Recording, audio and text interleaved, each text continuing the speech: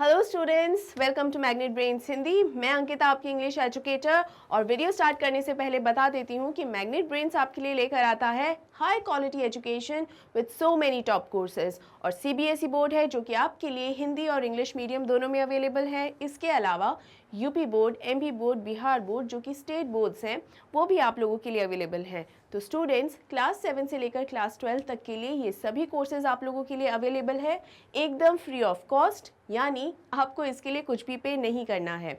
इसके अलावा अगर आपको ई बुक्स या ई नोट्स चाहिए तो उसके लिंक्स आपको डिस्क्रिप्शन बॉक्स में दिए गए हैं, आप वहाँ पर चेक कर सकते हैं। अब इस इम्पॉर्टेंट इन्फॉर्मेशन के बाद हम देखते हैं हमारा आज का टॉपिक। आज हम कवर करने वाले हैं मिचबिल द ऑटर, आपकी फर्स्ट फ्लाइट की बुक का ये जो चैप्टर है हम कवर करेंगे इस चैप्टर की समरी। तो चलिए जल्दी से वीडियो स्टार्ट करते हैं। Students, Mijbil the otter, otter एक उदबिलाव होता है और इसे हिंदी में मतलब उदबिलाव कहा जाता है। ये एक एक्वेटिक मैमल होता है। एक्वेटिक का मतलब होता है पानी का जीव जो होता है। और जो पानी का जीव जो ये है ऑटर, इसका ये मतलब नहीं है कि सिर्फ पानी में ही रहता है, ये बाहर भी इजीली, जैसे क्रोकोडाइल्स होते हैं उसी तरीके से होता है कि ये बाहर, पानी के बाहर भी ज़िंदा रह सकता है आसानी से। तो फिश जैसा मामला नहीं है कि अगर पानी में ही रहे तभी ज़िंदा रहेगा। ऑलराइट, ये पानी में एक्चुअली बहुत इंजॉय करते हैं ऑटर्स, और हिंदी में जैसा कि मैंने बताया इन्हें उदबिलाव कहा जाता है। इस चैप्टर के अंदर, इस चैप्टर के जो ऑथर हैं यानी गेविन मैक्सवेल, गेविन ने उनका एक पेट था, डॉग था, वो उसकी डेथ हो गई थी। तो उसकी जगह उन्होंने वो चाहते थे वो एक और पेट पालें, और इस बार उन्होंने सोचा कि वो डॉग नहीं पालेंगे, कोई और एनिमल का, कोई और पेट का सोच रहे थे, और वो उन्होंने डिसाइड किया कि वो एक ऑटर पालेंगे। और इसी ऑटर को उन्होंने पाला और उसका नाम दिया मिचबिल, और प्यार से उसे वो मिच भी कहते थे। अब हम इसका लाइन बाय लाइन समरी समझते हैं। The story starts with the writer traveling to Basra along with his pal. पाल का मतलब स्टूडेंट्स होता है फ्रेंड। पाल का मतलब होता है फ्रेंड, ठीक है, दोस्त या साथी। तो यहाँ पर ये जो स्टोरी जब स्टार्ट होती है तो ये होती है 1956 की बात होती है, और न्यू ईयर का समय होता है बेसिकली। और यहाँ पर जो स्टोरी है वो स्टार्ट होती है कि बसरा जा रहे होते हैं। गेविन मैक्सवेल जो हैं वो अपने एक फ्रेंड के साथ बसरा जा रहे होते हैं। At some point in their journey the author expresses his choice to domesticate an otter because after he had lost his pet dog he feels lonely. अब जब ये जा रहे होते हैं बसरा तो रास्ते में गेविन मैक्सवेल अपने फ्रेंड से डिस्कस करते हैं, उन्हें बताते हैं कि वो एक ऑटर को पालना चाहते हैं। डोमेस्टिकेट का मतलब ये होता है, डोमेस्टिक का मतलब पालतू ही है यहाँ पर, कि वो पालना चाहते हैं एक ऑटर को, क्योंकि जब से उनका जो पेट डॉग था, जब से उसकी डेथ हो गई है, तब से वो बहुत ही लोनली फील कर रहे हैं। लोनली का मतलब होता है अकेला, तो बहुत ही अकेला सा फील कर रहे हैं। क्योंकि स्टूडेंट्स, जो पेट होते हैं वो एक पॉइंट के बाद धीरे धीरे आपके बिल्कुल फैमिली मेम्बर जैसे हो जाते हैं, परिवार के सदस्य जैसे हो जाते हैं। और इसीलिए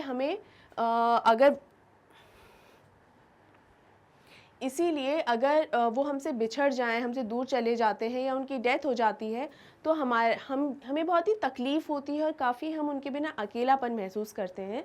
गेविन मैक्सवेल के साथ भी अभी ऐसा ही हो रहा है, काफ़ी वो मिस करते हैं अपने पेट को। इसीलिए अब वो एक नया पेट डोमेस्टिकेट करना चाहते हैं, और वो पेट इस बार है otter. His buddy advised that he should get one from the marshes along river Tigris in Iraq, यानी इराक में एक जगह है मार्शेस, जो कि कहाँ है, टाइग्रिस रिवर जो है उसके पास ही एक जगह है मार्शेस। वहाँ से गेविन मैक्सवेल को एक जो ऑटर है इजीली मिल सकता है।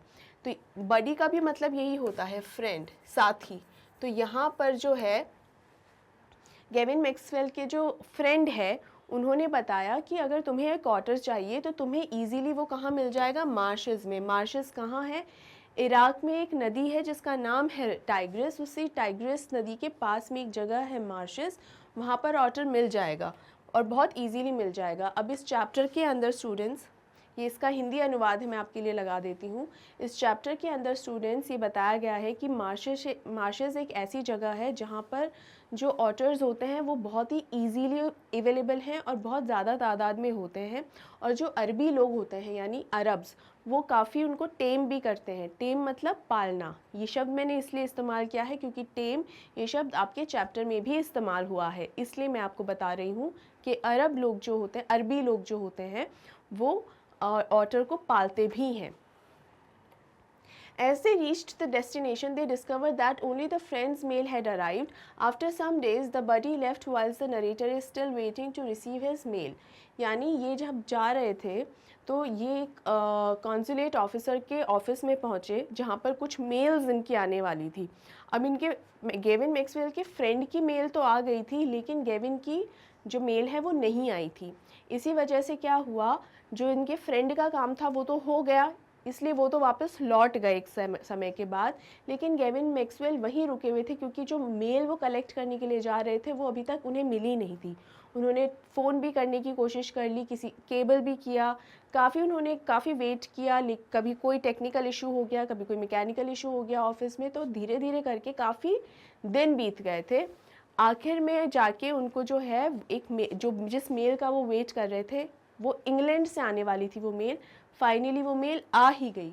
आफ्टर रिसीविंग इट, यानी वो जो मेल थी उसको रिसीव करने के बाद क्या हुआ, he went to his room to discover an otter introduce to him in a sack accompanied by the aid of Arabs with a message. He named the otter Mitchbill and in short form Mitch.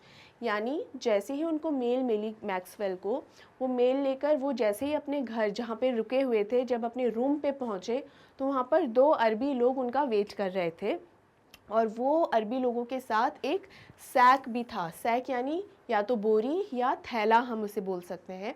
एक थैला भी पास में था और उस थैले के अंदर ऑटर था।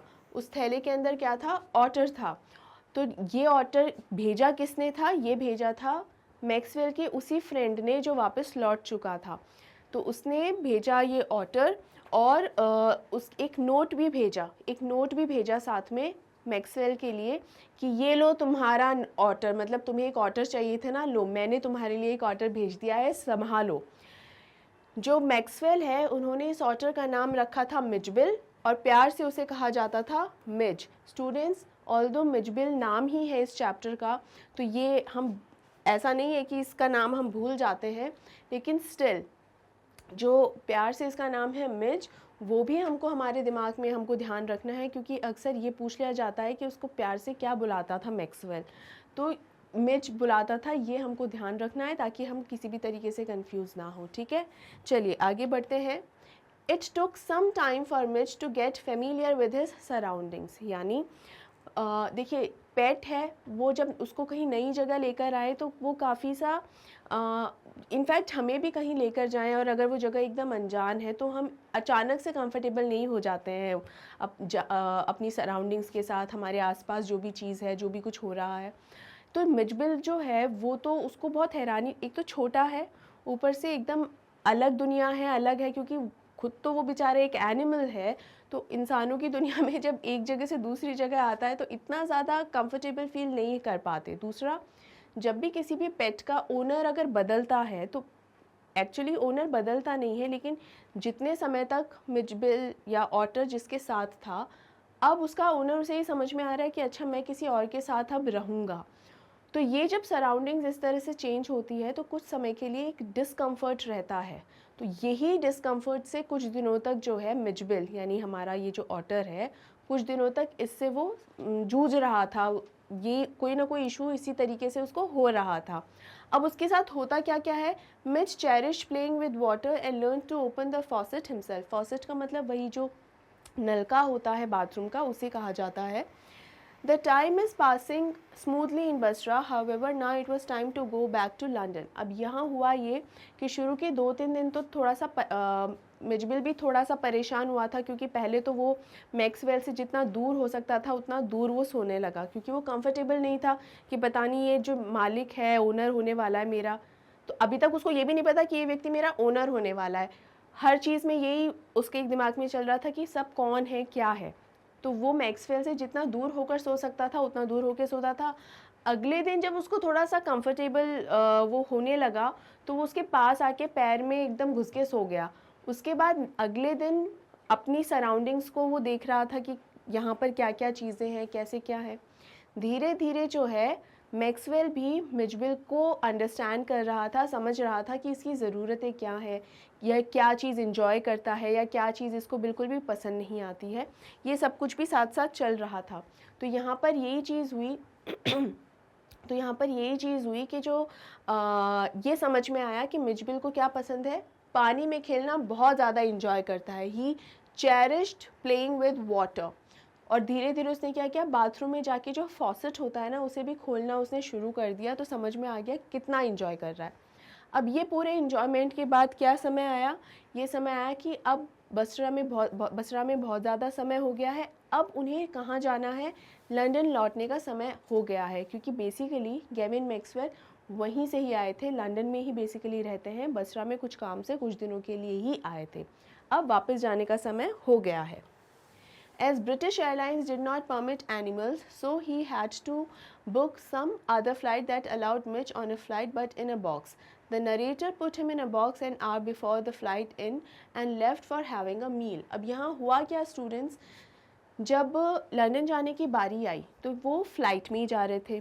तो अलग अलग कंपनीज़ होती है एयरक्राफ्ट्स की, तो जो ब्रिटिश एयरलाइन होती है वो जानवरों को ले जाना अलाउ नहीं करती अपने साथ। तो इसीलिए मैक्सवेल को क्या करना पड़ा, उन्हें एक फ़्लाइट लेनी पड़ी लंदन से, सॉरी बसरा से पेरिस के लिए एक फ़्लाइट लेनी पड़ी, और पेरिस से लंदन के लिए अलग फ़्लाइट लेनी पड़ी दूसरी किसी एयरलाइंस की। ब्रिटिश एयरलाइंस तो अलाउ ही नहीं करती, और ब्रिटिश एयरलाइंस ही एकमात्र ऐसी एयरलाइंस थी जो बसरा से लंदन डायरेक्ट जाती थी। अब डायरेक्ट जाती थी तो डायरेक्ट में तो जा नहीं सकता क्योंकि ब्रिटिश एयरलाइंस तो अलाउ नहीं करती, और जो दूसरी एयरलाइंस जो अलाउ करती हैं तो वो डायरेक्ट फ़्लाइट नहीं है, वो पेरिस से होके फिर लंदन जाती हैं। तो मैक्सवेल ने फिर यही सोचा कि यही करना पड़ेगा। लेकिन जो दूसरी एयरलाइंस थी उनकी भी एक क्या कंडीशन थी कि आपको इसे एक बॉक्स के अंदर बंद कर कर लेकर जाना पड़ेगा मिचबिल को, और वो बॉक्स जो है 18 इंचेस से ज़्यादा बड़ा नहीं होना चाहिए। 18 इंचेस का मतलब होता है स्टूडेंट्स 1.5 फीट, ठीक है। तो 1.5 फीट से ज़्यादा बड़ा वो बॉक्स नहीं होना चाहिए। ये बात एयरलाइंस ने जो है वो बताई। As he comes back, he found that box was still and Mitch had created holes and destroyed the internal lining. As a result, blood was coming out of the holes. He became scared and rushed to the airport as it's only 10 minutes left for the flight to take off. अब हुआ क्या, यहाँ पर Mijbil को Maxwell ने box के अंदर 1 घंटा पहले डाल दिया था। जब 1 घंटा बचा था फ़्लाइट पकड़ने में, तो 1 घंटा पहले बॉक्स में रख दिया ताकि इस 1 घंटे में ये थोड़ा सा हैबिचुअल हो जाए, इसको थोड़ी इस डब्बे की आदत पड़ जाए कि कहीं अचानक फिर से वो सराउंडिंग चेंज हो रही है तो एक घुटन सी महसूस होती है, लेकिन थोड़ी देर बाद एक एडजस्टमेंट आ जाता है। यही ख्याल से मिचबिल को उस बॉक्स में रख दिया गया, और जो मैक्सवेल है वो अपना खाना खाने चला गया। खाना खा के जब लौटा तो देखता है कि वो जो डब्बा है उसके जो छेद करे थे, होल्स करे थे उस डब्बे में ताकि इसको सांस आती रहे, मिचबिल को उन छेदों से एकदम खून बह रहा है। क्योंकि मिचबिल ने इस डब्बे से बाहर आने की कोशिश की होगी लेकिन वो सक्सेसफुल नहीं रहा और उसको चोट लग गई। तो जैसे ही ये नज़ारा देखा था मैक्सवेल ने तो वो भी घबरा गया। उसने जल्दी से वो उसका जो ढक्कन है, जो लिड है उस डब्बे का खोला, मिचबिल को बाहर निकाला, पहले उसे हैंडल किया, फिर जो बॉक्स की जो एजेस हैं जिससे चोट लग गई थी उन एजेस को काट के हटा दिया, वापस उसे डब्बे में रखा मिचबिल को, और अभी वो चला गया एयरपोर्ट के लिए। तो एयरपोर्ट के लिए जब गया तो अभी लेट हो रहा था, क्योंकि ये तो इमेजिन नहीं किया था ना उसने कि उसे चोट लग जाएगी मिचबिल को और उसे हैंडल करना होगा, तो इसलिए काफ़ी लेट हो गया। तो जब पहुंचा तो बहुत ही ज़्यादा, टैक्सी में जब बैठा तो इतनी स्पीड में गया कि ड्राइवर ने इतनी स्पीड में गाड़ी चलाई थी कि इसको क्या, जो शब्द इस्तेमाल हुआ है आपके चैप्टर में, ये इतनी जो फास्ट ड्राइव हुई उसके लिए जो वर्ड इस्तेमाल हुआ है वो है रिशोकेटिंग बुलेट, यानी एक ऐसी बुलेट जो एकदम कहीं लगती है तो धंसती नहीं, वहाँ से भिड़ के उसकी डायरेक्शन चेंज हो जाती है तो एकदम जुब जुब जुब जुब करके, तो रिकोशेटिंग बुलेट इसको कहा जाता है। और इसी तरीके से वो पहुँचा। He cleaned the box and reached the airport on time. Also, he explained the whole incident to the air hostess, who suggested him to keep the container on his lap. Gavin was thankful for her kindness towards him. अब हुआ क्या, इतना late पहुंचा था तो वहाँ पे जो लोग थे जिन्हें एंट्री देनी थी मैक्सवेल को, वो थोड़ा गुस्से में थे क्योंकि वो एकदम लास्ट मोमेंट पे पहुंचा था और फ्लाइट बस टेक ऑफ होने ही वाली थी। खैर, यहाँ से सब वो क्लियर करके और जैसे ही एयरक्राफ्ट में पहुंचा तो वहाँ पर उसने एयर हॉस्टेस को अपनी सारी सिचुएशन बताई कि मेरे साथ इस तरीके से एक पेट है। थोड़ी देर पहले उसने डब्बे को पूरा बाहर आने के लिए डब्बे को खोलने की कोशिश की थी तो उसे चोट भी लग गई, और जो भी इंसिडेंट जो भी कुछ हुआ था वो सारा कुछ उसने अच्छे से एक्सप्लेन कर दिया एयर हॉस्टेस को। और एयर हॉस्टेस ने उसको क्या राय दी, उसको ये समझाया कि अगर आप इस डब्बे को और जो मिचबिल जो है ऑटर है उसको अपनी गोद में रखेंगे तो ज़्यादा अच्छा होगा, क्योंकि वो कंफर्टेबल रहेगा। क्योंकि पेट के साथ क्या होता है, नई जगह पर जब वो आता है ना तो वो अपने ओनर के पास रहना चाहता है ताकि वो सेफ़ फील करे। ये बिल्कुल एक बच्चे जैसा है, स्टूडेंट के जैसे बच्चे होते हैं, नई जगह अनजान जगह जाते हैं तो एकदम अपने पेरेंट्स के साथ ही रहते हैं कि कहीं एकदम, क्योंकि डर लग रहा होता है ना, एकदम नई जगह है और सब, इसी वजह से, राइट। तो यही हो रहा था। As soon as he opened the container, the otter leapt out and disappeared, thereby developing chaos in flight. Passengers had been fearful. The air hostess had taken him again to Gavin and eventually they reached London. अब यहाँ क्या हुआ, basically जैसे ही डब्बा खोल के वो otter को अपनी गोद में रखने लगा, एयर हॉस्टेस ने यही सुझाव दिया था कि गोद में बैठा लो। जैसे ही वो ये करने लगा, जैसे ही डब्बा खोला तो ऑटर तो मानो मिचबिल जो है, मान लो इसी समय का, इसी मोमेंट का वेट कर रहा था। जैसे ही ढक्कन खुला वो इतना ज़ोर से बाहर निकल के भागा। अब उसको बिल्कुल भी अंदाज़ा नहीं था मिचबिल को कि मैं एक एयरक्राफ्ट के अंदर होऊंगा और वहाँ पर लोग इस तरीके से बैठे हुए होंगे। उसे तो यही लगा कि शायद मैं अभी भी बसरा के उस रूम में हूँ और वो रूम में मैं जहाँ चाहूँ वहाँ भाग सकता हूँ और मैं अब इस डब्बे में दोबारा नहीं आने वाला। लेकिन जैसे ही बाहर निकला उसने देखा कि यहाँ पर तो पूरा सिचुएशन ही एकदम अलग हुआ है, ये तो कुछ और ही जगह है। तो वो और बेचारा घबरा गया, कभी इधर भागे, कभी उधर दौड़े, कभी किसी के पैर के नीचे से निकले, कभी किसी के पैर के ऊपर चढ़े। तो ये करते करते कुछ लोग चीखने चिल्लाने लग गए, कुछ लोग जिस सीट पर बैठे थे उसी पे ही चढ़ गए और चिल्लाने लगे, रैट रैट, चूहा चूहा। लेकिन जो एयर हॉस्टेस है उसने बहुत ही अच्छे से इस चीज़ को हैंडल किया, बिल्कुल पैनिक नहीं हुई। और उसने लास्ट में मिचबिल को पहले तो सारे पैसेंजर्स को, स्पेशली मैक्सवेल को शांत किया और उसके बाद उसने मिचबिल को पकड़ के लाकर उसको दे दिया कि संभालो, अभी कुछ नहीं होगा, ये रिलैक्स हो जाएगा कुछ देर में। और ऐसे करते कराते किसी तरह फाइनली वो लंदन पहुंच ही गए, दोनों के दोनों सही सलामत। Midge was fond of ping pong balls and marbles. He even developed recreation with the narrator's broken suitcase. The narrator took him to walk and the people of London had wild guesses about the animal. अब यहाँ क्या हुआ, Mitch जो है वो बहुत सारे toys से खेलना उसे बहुत पसंद आता था, जिसमें से एक है पिंग पोंग बॉल। इस बॉल के साथ उसे खेलना बहुत पसंद था और उसने अपने आप से एक नया खेल इजाद किया कि मैं इस तरह से खेलूँ। वो क्या था, जो मैक्सवेल का एक सूटकेस था वो टूट गया था और टूटकर क्या हो गया था, ऐसे सीधा जो होता है ऐसे थोड़ा टेढ़ा हो गया था। तो जैसे ये सूटकेस का टॉप है वो ऐसे टेढ़ा हो गया था, तो वो क्या करता था मिचबिल, यहाँ वो पिंग पोंग बॉल रखता था और वो फिर लुढ़कती हुई इधर आती थी। तो मिचबिल यहाँ बैठा होता था, दौड़ के इधर से जाता था और एकदम जैसे भौं करते हैं उस तरीके से सरप्राइजिंगली उठकर और ये बॉल को गिरने से पहले कैच कर लेता था। और ये लगातार सारा दिन कर सकता था, वो इतना उसे इंजॉय फील करता था, वो इतना इंजॉयमेंट होता था उसका, तो सारा दिन कर सकता था। इसके अलावा जब भी ऑटर को लेकर बाहर निकलता था मैक्सवेल तो एक बेल्ट बांध के रखता था, तो ऐसा लगता था जैसे किसी डॉग को ही टहलाने निकला हो।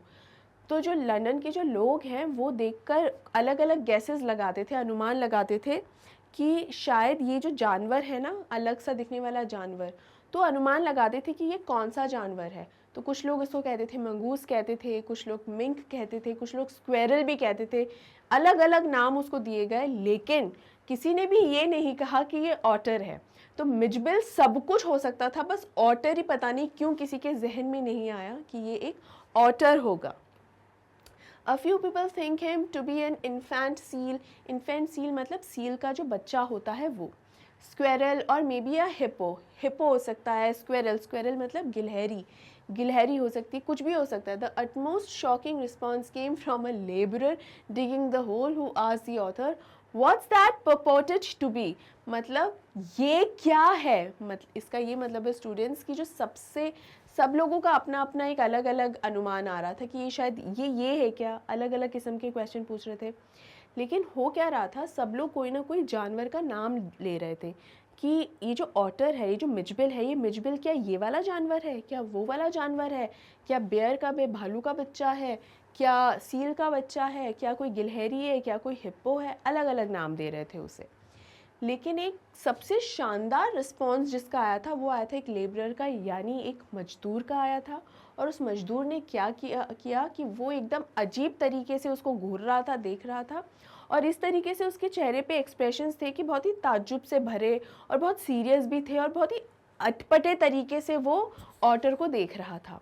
जैसे ही मैक्सवेल ऑटर के साथ उसके करीब पहुंचा तो वो लेबरर बोलता है, भाई साहब ये क्या है। तो इतना अजीब तरीके से उसने ये जो रिएक्शन था, इतना अजीबोगरीब उसका रिएक्शन था, बहुत मज़ेदार भी था, बहुत इंटरेस्टिंग भी था।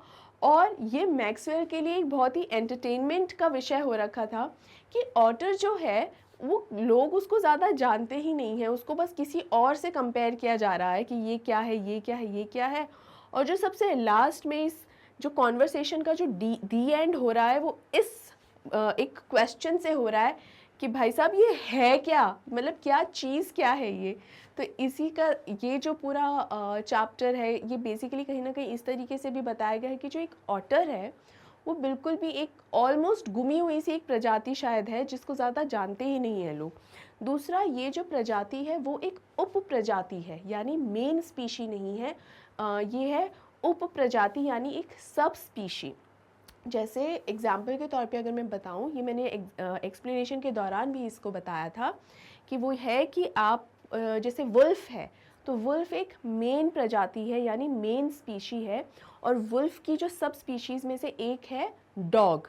ठीक है, तो डॉग एक मेन नहीं बल्कि सब स्पीशी है।